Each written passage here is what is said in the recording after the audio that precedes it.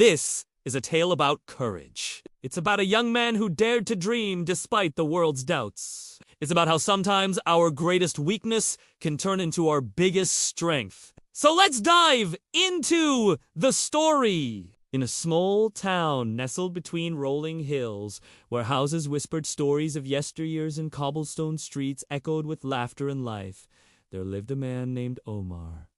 He wasn't a king, a warrior, or a sorcerer. He was just a simple cobbler. But one day, an unexpected visitor arrived in the town.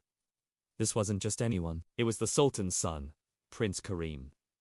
Now, you must know that this prince wasn't known for his kindness or fairness. In fact, he was quite the opposite! He had a reputation for being cruel, arrogant, and unfair. He often visited villages near the capital just to play mean pranks on the locals. And unfortunately, our little town was next on his list. As fate would have it, the prince stumbled upon Omar's shoe shop. The small space was filled with the scent of leather, the rhythmic tap of Omar's hammer, and most importantly, the sound of laughter. Yes, inside that tiny shop was Omar's son, Hakim, just 12 years old and full of life. He wasn't just any ordinary boy. No, Hakim possessed a kind of charm, a wit, and a spirit that could light up the gloomiest of days. He was the heart of the town. Everyone loved him, especially his father, Omar. To him, Hakim wasn't just a son.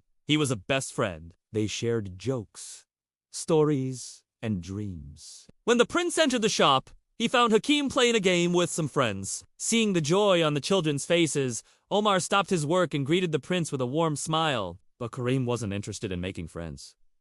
Oh no, he wanted to cause trouble. Hey, you! He pointed at Hakim, who was minding his own business. Come here! You! Little... Before he could finish his sentence, Hakim, with the innocence of youth, asked, "Is there a problem, Your Highness?" The prince was taken aback by the boy's calmness and confidence. He wasn't expecting Hakim to stand up to him, especially not with such composure. Hakim's response surprised everyone in the shop. He simply said, "If you want something, just ask for it politely." The prince stared at Hakim, anger contorting his face. He wasn't used to being spoken to like this, certainly not by a lowly cobbler's son. And so the story took a turn. The seemingly harmless visit turned sour. The prince, consumed by his need to assert dominance, decided to challenge Hakim. He proposed a contest, a test of skill and strategy. The entire town gathered. The stakes were high. The prince boasted that if he won, Hakim would have to leave town. And if Hakim won, the prince would never set foot in the town again. The townspeople were worried. They loved Hakim.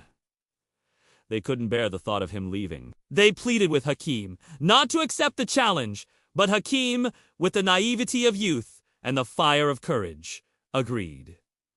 Now, what was this challenge about? Well, it was about wit and perception. The prince planned to trick Hakim to use his young age and innocence against him. He arranged a series of riddles and puzzles, each designed to stump the young boy. The prince was confident. He believed Hakim would crumble under the pressure. But to everyone's surprise, Hakim, with his sharp mind and quick thinking, solved puzzle after puzzle. The crowd cheered with each correct answer. The prince's face, however, grew darker with each passing moment. He hadn't anticipated Hakim's intelligence. Then came the final challenge. The prince, desperate to turn the tables, led Hakim into a vast, dark room. Inside were two doors. One led to freedom and the other to a pit. The prince gave Hakim a push and said, "Find the door to freedom, little cobbler, or you'll regret it." The room was pitch black. Hakim couldn't see, but he wasn't scared. He took a deep breath, remembering his father's lessons about life. He listened closely. In the distance, he heard a faint sound, a soft humming. He walked towards it. As he got closer, the humming grew louder. It was the sound of a gentle breeze. Hakim, guided by this sound, reached out and touched a door. It was The door to freedom? When the crowd entered the room, they saw Hakim standing with a victorious smile. Hakim had won. The prince, defeated and humiliated, left town, vowing to never return. The townspeople erupted in cheers. They lifted Hakim onto their shoulders, celebrating their hero. But amidst all the cheering and happiness, Omar noticed something unusual. Hakim wasn't just celebrated for his wit or intelligence. No, the townspeople also praised his kindness and respect for others. During the contest, Hakim never resorted to dirty tricks. He played fair. He remained respectful even to his opponents. This impressed everyone, especially Omar. He realized that his son wasn't just smart. He was also a young man of integrity. In the days that followed, Hakim continued to amaze everyone. He balanced his studies, helped his father in the shop, and was always there for his friends. But as months passed, a new challenge appeared on the horizon. You see, Omar's shoe shop wasn't just a place of business. It was a hub of the community. People came not just for shoes, but for advice, a listening ear, or just a friendly chat. But now a new shoe shop had opened in town, boasting fancy shoes and fancy prices. People were tempted to go elsewhere. And with fewer customers came financial troubles for Omar. He tried to keep up, but it was hard. He often came home late, exhausted, and with little to show for his efforts. Hakim, seeing his father's struggles, knew he had to take action. But what could a 12-year-old boy do? Then he had an idea. He decided to use his strengths, his wit, and his charm to bring people back to his father's shop.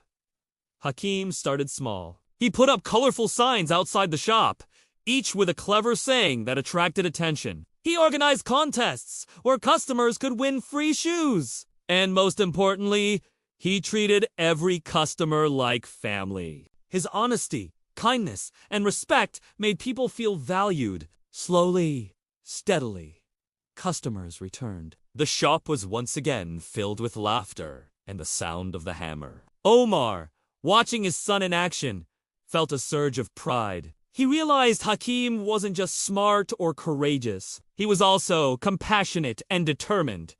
Life, as they say, is a series of ups and downs. And for Omar and Hakim, this was just the beginning.